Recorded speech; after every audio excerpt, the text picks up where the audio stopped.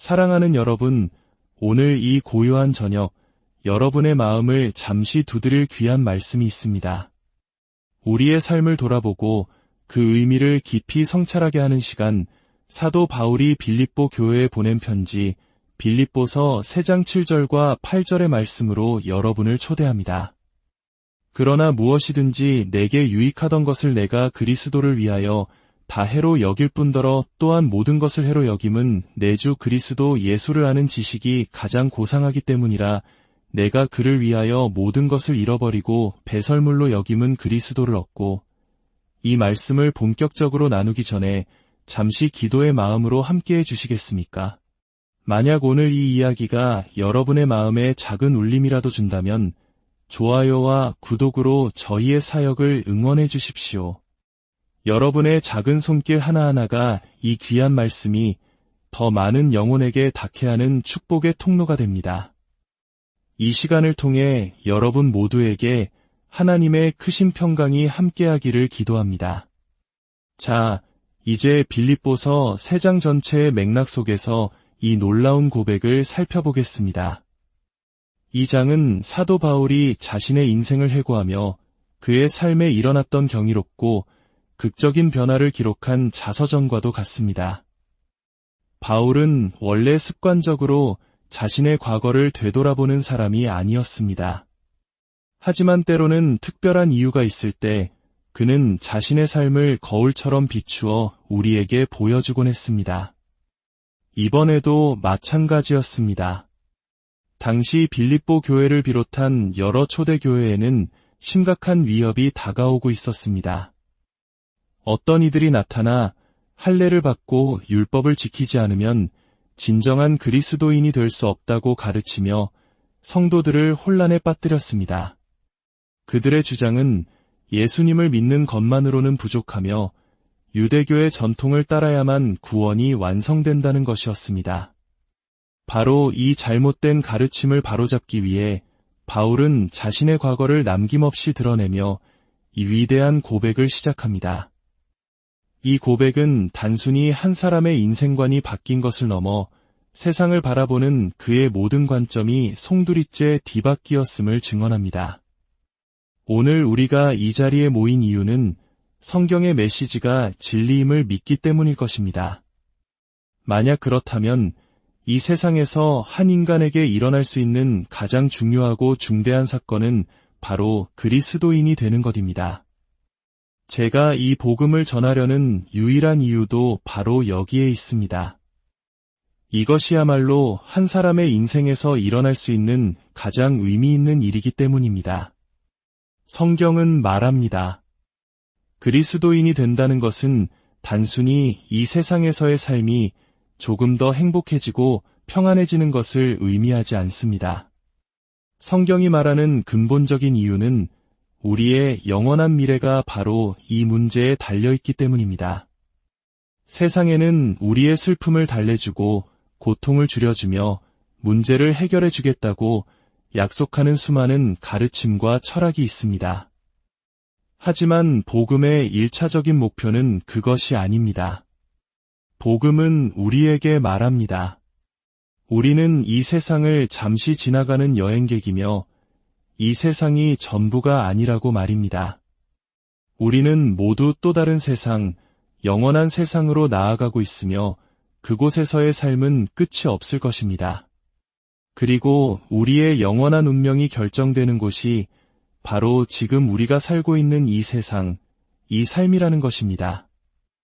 그리하여 우리 각자는 두렵고도 장엄한 2가지 가능성 앞에 서 있습니다. 하나님의 임재 안에서 영원한 기쁨과 행복을 누리거나 아니면 영원한 불행과 고통 속으로 들어가는 것입니다. 성경은 처음부터 끝까지 이것이 인간 앞에 놓인 현실이라고 말합니다. 그리고 우리의 운명을 결정하는 것은 바로 이 땅에서 우리가 그리스도인이 되느냐, 되지 않느냐에 달려 있습니다. 주 예수 그리스도와의 관계가 우리의 영원한 운명을 결정짓는 것입니다. 우리는 지금 성탄을 기다리는 대림절을 보내고 있습니다. 인류 역사상 가장 위대한 사건, 영원하신 하나님의 아들이 시간을 뚫고 이 땅에 오신 그날을 기억하는 시간입니다. 영원하신 하나님께서 아기의 모습으로 태어나 인간의 몸을 입으신 이유는 단 하나, 바로 죄에 빠진 인류를 구원하고 다가올 진노로부터 우리를 건져 영원한 형벌에서 구원하시기 위함이었습니다. 이것이 신약 성경 전체를 관통하는 핵심 메시지입니다. 우리 주님께서도 친히 잃어버린 자를 찾아 구원하려 함이라고 여러 번 말씀하셨습니다. 세례 요한이 외쳤던 임박한 진노를 피하라는 메시지를 반복하셨고 그분이 파송한 사도들의 메시지 또한 동일했습니다. 그러므로 우리에게는 내가 진정한 그리스도인인지 아닌지를 아는 것보다 더 중요한 문제는 없습니다. 우리의 영원한 운명 전체가 이 문제에 달려있기 때문입니다. 바로 이런 이유로 우리는 다소의 사울이라 불렸던 한 남자가 위대한 사도 바울로 변화된 회심의 기록들을 자세히 살펴보는 것입니다. 특히 그가 직접 자신의 경험을 분석하며 그 엄청난 사건이 자신의 삶에 어떤 의미였는지를 설명하는 구절들은 우리 자신을 비추는 거울이 됩니다. 우리는 이 과정을 통해 우리 자신에게 몇 가지 시험지를 던져볼 수 있습니다. 나는 과연 그리스도인인가? 이 질문이 어떤 이들에게는 마음을 불편하게 하고 혼란스럽게 할 수도 있습니다. 실제로 어떤 분들은 이 질문 때문에 자신이 과연 그리스도인이었는지 의심하게 되었다고 말하기도 합니다. 그것이 저의 주된 목표는 아니지만 만약 그런 효과가 있다면 저는 하나님께 감사드릴 뿐입니다. 저는 제 자신을 살피고 점검하여 사도의 말처럼 내가 진정으로 믿음 안에 있는지 확인하게 해주는 그 어떤 사람에게라도 감사할 것입니다. 우리는 살면서 한때는 그리스도인처럼 보였고 스스로도 그렇다고 주장했지만 지금은 신앙을 조롱하고 비난하며 돌아선 사람들을 본 적이 있습니다. 사도 요한이 그의 첫 번째 편지에서 말했듯이 그들은 처음부터 진정으로 우리에게 속한 자들이 아니었습니다. 만약 진정으로 우리에게 속했다면 여전히 우리와 함께 있었을 것입니다. 그들이 우리를 떠나감으로써 그들은 결코 진정으로 우리에게 속하지 않았음을 스스로 증명한 것입니다. 사랑하는 여러분, 이토록 중요한 문제이기에 우리 자신을 점검할 수 있는 시험지를 남겨주신 하나님의 종들에게 감사합시다. 우리는 이미 몇 가지 시험들을 살펴보았습니다. 회심한 바울이 자기 자신에 대해 놀랐다는 것, 그가 하나님 앞에서 두려워 떨 줄 알게 되었다는 것, 그리고 다마스쿠스로 가는 길에서 만난 그리스도께 자신의 의지를 완전히 굴복시켰다는 것을 말입니다. 그리고 지난 시간에는 그리스도를 만난 결과로 자신이 완전히 새로운 피조물, 새로운 사람이 되었다는 바울의 고백을 나누었습니다. 그는 비그리스도인과 그리스도인의 차이를 어둠과 무지 속에 있는 사람과 빛과 지식 가운데 있는 사람의 차이로 극명하게 대조했습니다. 죄는 어둠 속에 있는 것이며 빛이 들어오면 비로소 모든 것을 깨닫게 됩니다. 그것은 마치 혼돈에서 질서로 나아가는 것과 같습니다.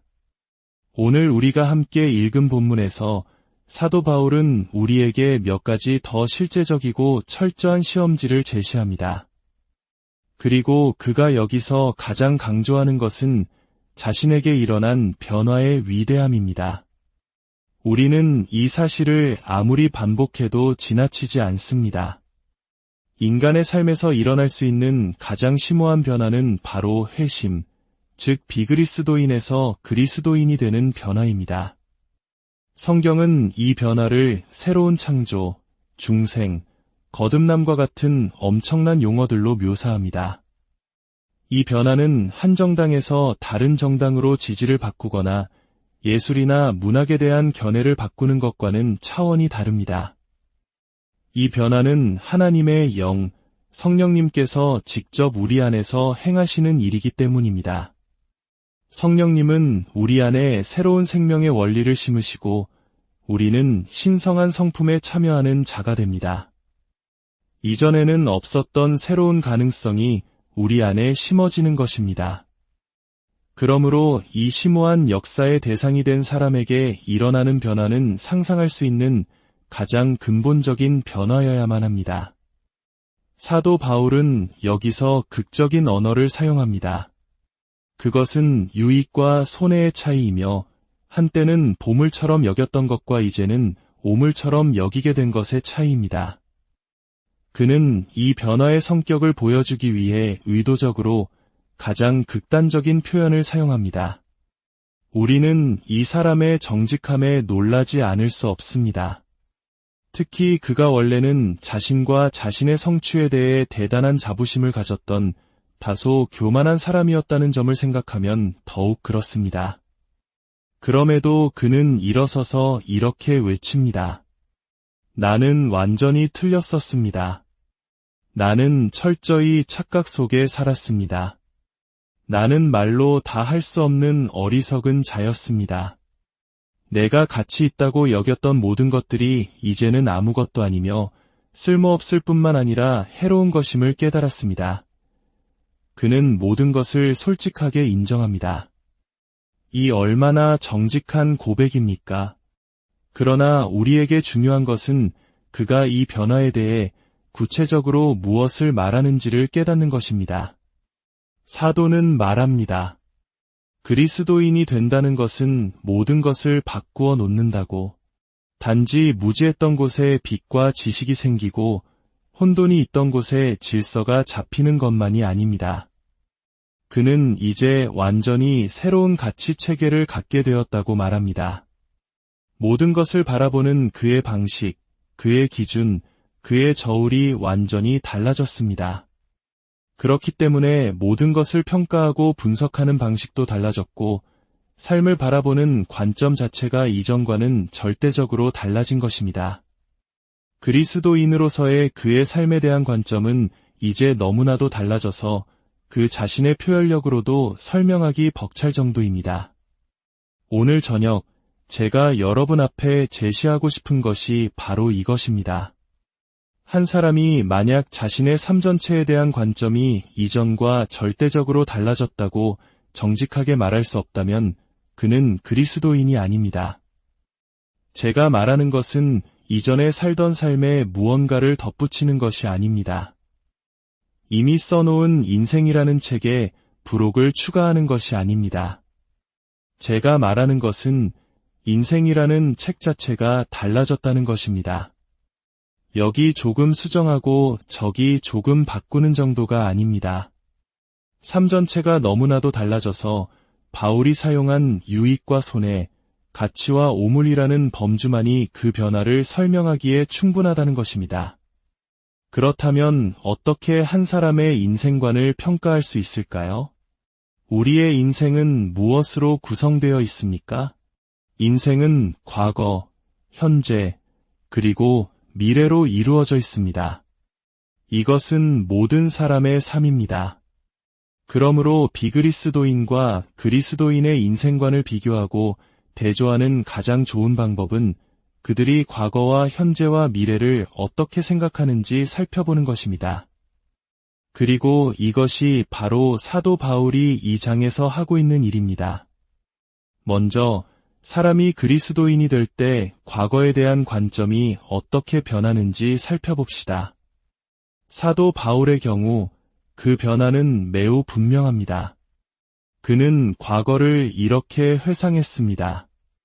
육체를 신뢰할 만한 것이 내게는 더욱 그러하니 나는 8일 만에 할례를 받고 이스라엘 족속이요 베냐민 지파요 히브리인 중에 히브리인이요 율법으로는 바리새인이요 열심으로는 교회를 박해하고 율법의 의로는 흠이 없는 자라. 이것이 그의 과거에 대한 관점이었습니다.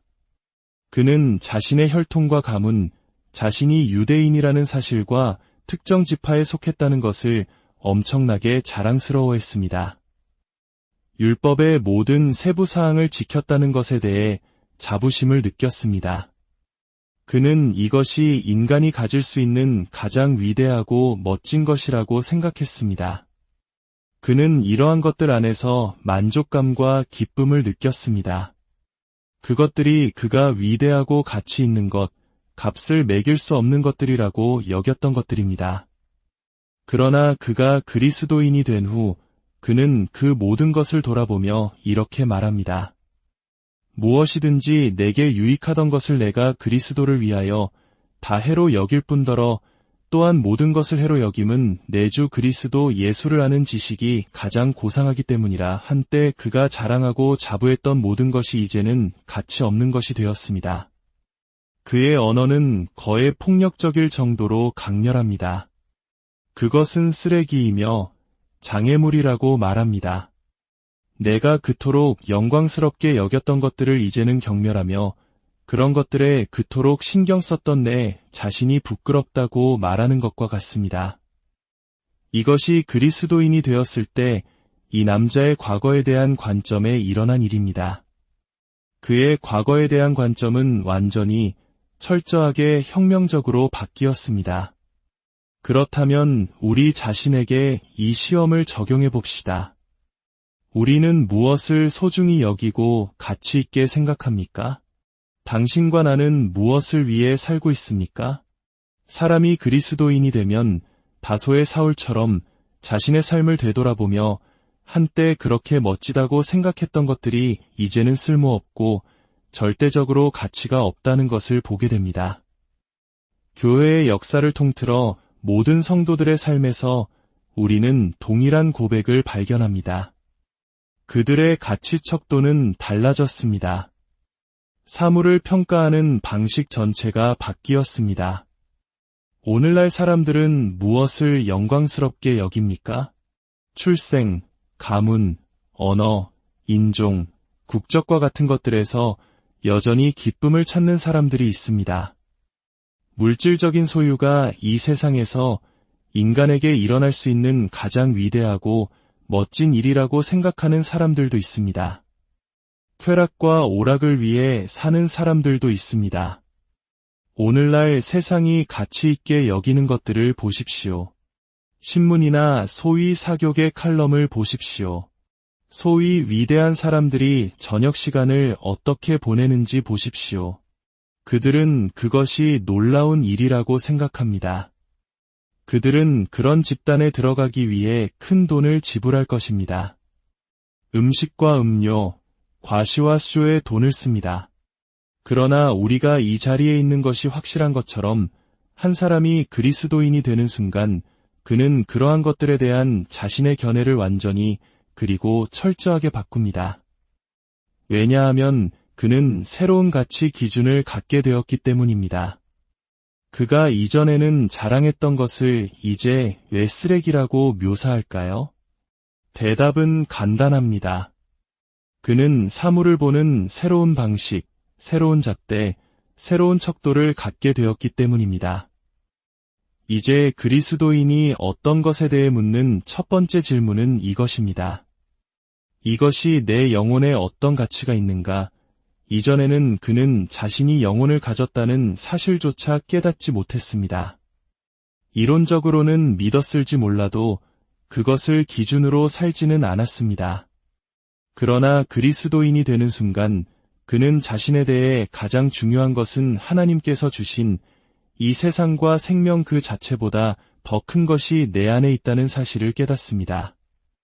내가 죽고 내 몸이 무덤에서 썩어갈 때에도 계속될 이 불멸의 것입니다. 그는 이렇게 묻습니다. 내 국적이 내 영혼에 무슨 차이를 만드는가? 물론 아무 차이도 만들지 않습니다. 모든 인류는 하나님 앞에서 죄인이며 유대인이나 이방인, 야만인이나 문명인의 구분이 없습니다. 영혼의 관점에서 보면 세상적인 구별은 무의미해집니다. 그가 가진 또 다른 시험은 이것입니다. 이것이 하나님을 아는 나의 지식에 어떤 가치가 있는가? 그리스도인이 되는 순간 그는 인생에서 가장 위대한 것은 하나님을 아는 것임을 깨닫습니다. 과거에는 위대한 사람, 저 명사를 알기 위해 시간을 보냈을지 모릅니다. 그러나 이제 그가 원하는 유일한 것은 어떻게 하면 하나님을 알 수 있을까? 누가 나를 하나님께로 인도해 줄까? 하는 것입니다.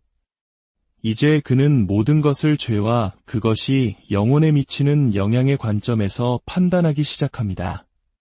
마지막으로 그는 영혼의 관점에서 모든 것을 판단합니다. 그리스도인은 근본적으로 영혼에 관심이 있습니다. 이제 그리스도인에게 중요한 것은 어떤 것의 지속적인 가치, 그것의 영속성입니다.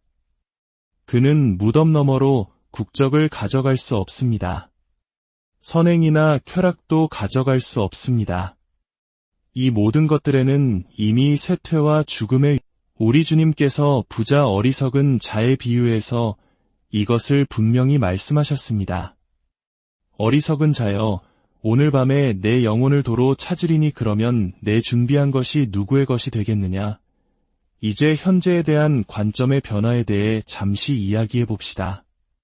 비그리스도인에게 현재는 무엇입니까? 그것은 과거의 단순한 연장선일 뿐입니다. 그들의 삶은 종종 권태와 지루함으로 가득 차 있습니다. 시간을 어떻게 보내야 할지가 그들의 고민입니다. 그들은 스스로를 즐겁게 할 외부적인 것에 전적으로 의존합니다. 그들의 삶은 공허합니다. 그러나 사도 바울이 이제 무엇을 발견했는지 들어보십시오. 그는 모든 것을 잃어버렸지만 그리스도를 아는 지식의 탁월함 때문에 그 모든 것을 손해로 여긴다고 말합니다. 그의 현재의 목표는 그리스도를 얻고 그 안에서 발견되려 함이니 그를 알고 그의 부활의 능력과 그의 고난의 교제에 참여하여 그의 죽으심을 본받는 것입니다. 그의 현재는 지루함과는 거리가 멉니다. 그것은 주 예수 그리스도를 알아가는 위대하고 영광스러운 기회입니다. 그리스도인에게 문제는 시간을 어떻게 때우느냐가 아니라 어떻게 하면 더 많은 시간을 만들어 내느냐는 것입니다.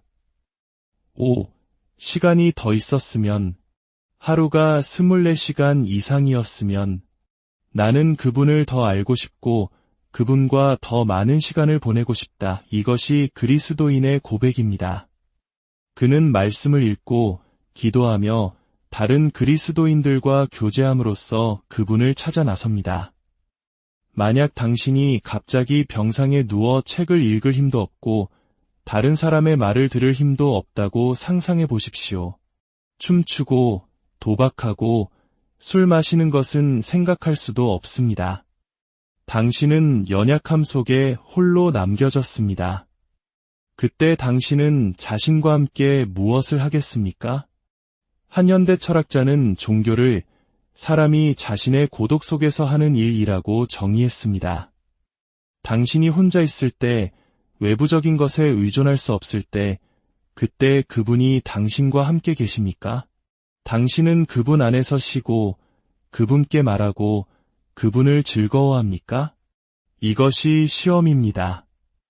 마지막으로, 미래에 대한 관점의 차이입니다. 비그리스도인은 미래에 대해 생각하기를 싫어합니다. 늙음, 죽음, 그리고 그 너머에 무엇이 있는지에 대한 두려움과 불확실성 때문입니다. 죽음은 끔찍한 유령이며 모든 것을 망치는 적입니다. 그러나 그리스도인의 미래관은 어떻습니까? 바울은 이렇게 말합니다. 우리의 시민권은 하늘에 있는지라 거기로부터 구원하는 자고주 예수 그리스도를 기다리노니 그는 만물을 자기에게 복종하게 하실 수 있는 자의 역사로 우리의 낮은 몸을 자기 영광의 몸의 형체와 같이 변하게 하시리라. 그리스도인은 자신이 하늘의 시민임을 압니다. 우리는 이 땅에서 나그네이며 순례자입니다. 우리의 본향은 저 하늘에 있습니다. 우리는 이곳을 잠시 여행하고 있을 뿐입니다. 그리고 우리는 구원자의 오심을 고대하고 있습니다. 그렇습니다. 우리는 그분이 베들레헴에 처음 오셨던 것을 기억합니다. 그러나 그리스도인은 그분이 다시 오실 것을 압니다. 이번에는 아기의 모습이 아니라 만왕의 왕, 만주의 주로서 오실 것입니다. 세상에 무슨 일이 일어나든 3차 세계 대전이 일어나든 끔찍한 폭탄이 사용되든 그것은 궁극적으로 나를 해칠 수 없습니다. 구원자께서 오시고 계시며 그분께 속한 모든 자는 그분과 같이 될 것입니다. 가장 놀라운 것은 이 썩어질 몸조차도 변화될 것이라는 사실입니다. 우리의 낮은 몸이 그분의 영광스러운 몸과 같이 변화될 것입니다. 이것이 그리스도인의 운명이며 그리스도인이 고대하는 것입니다. 그것은 확실하며 절대적으로 보장되어 있습니다. 사랑하는 여러분, 이제 스스로에게 정직하게 물어보십시오. 당신의 관점은 어느 쪽입니까? 당신은 무엇을 영광스럽게 여깁니까? 당신은 시간을 어떻게 보냅니까? 당신은 미래를 어떻게 바라봅니까? 이 장의 비다레에서 이 세 가지 질문에 정직하게 답한다면 당신이 그리스도인인지 아닌지 정확하게 알게 될 것입니다. 만약 당신이 그리스도인이 아니라면 성경은 당신에게 영원한 불만족 외에는 아무것도 제공하지 않습니다. 결코 만족시킬 수 없는 것들에서 만족을 찾으려 했으며 영원을 보내는 것, 그것이 바로 지옥입니다. 이 순간 제 말을 듣고 있는 누구도 그런 운명에 처하지 않기를 하나님은 원하십니다. 그리스도의 빛 가운데서 이 모든 것을 바라보십시오. 세상이 추구하는 것들이 쓰레기여, 오물이여, 열매 없는 낭비임을 보십시오. 그분께로 돌이키십시오. 바울처럼 당신의 어리석음을 인정하십시오. 당신 자신을 그분께 드리십시오. 당신의 영혼을 그분의 안전한 손에 맡기십시오. 그러면 그분은 당신의 어리석음과 어둠과 무지에도 불구하고 당신을 너무나 사랑하셔서 당신을 위해 죽기까지 하셨음을 확신시켜 주실 것입니다. 하나님께서 당신의 죄를 용서하시고 당신과 화목하시며 당신을 그분의 자녀로 받아주시고 당신과 주 예수 그리스도를 믿는 모든 이들을 위해 예비된 이 놀라운 영광을 위해 당신을 준비시키기 시작하실 것입니다. 주 예수 그리스도의 은혜와 평강이 여러분 모두와 함께하기를